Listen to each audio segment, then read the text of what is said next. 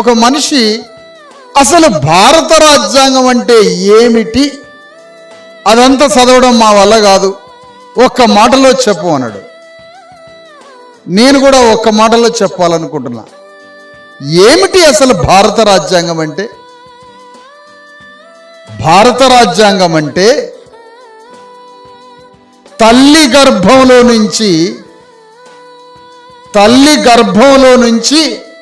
9 నెలల తర్వాత ఆ బిడ్డ భూమి మీదికి రాగానే, బిడ్డని ప్రసవించగానే ఆ పుట్టిన బిడ్డ దగ్గరికి భారత ప్రభుత్వం వచ్చి ఆ బిడ్డని గుర్తించడం నంబర్ 1 పాయింట్.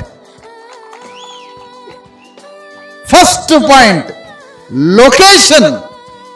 ఏ ప్రాంతంలో ఏ తల్లి కన్న బిడ్డని ఐడెంటిఫై చేయడం, గుర్తించడం.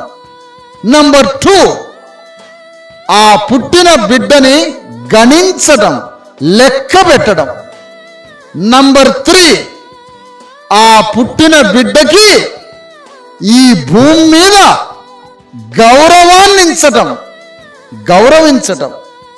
నంబర్ 4 ఆ పుట్టిన బిడ్డకి ఈ భూమి మీద ఉన్న సంపదలో సమానంగా భాగస్వామ్యాన్ని, వాటాని కల్పించటం.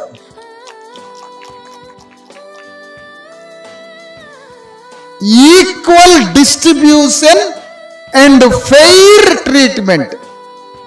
అందరిలాగానే ఈ బిడ్డని కూడా సమానంగా ఆదరిస్తాను, ఈ భూమి మీద సంపదలో ఈక్వల్గా డిస్ట్రిబ్యూట్ చేసి ఆ పుట్టిన బిడ్డకి ఈ దేశ సంపదలో సమాన వాటా ఉంది అని ఆ పుట్టిన బిడ్డ యొక్క తలని గుర్తించి లెక్క పెట్టడమే భారత రాజ్యాంగం. అయిపోయి. This is Indian constitution.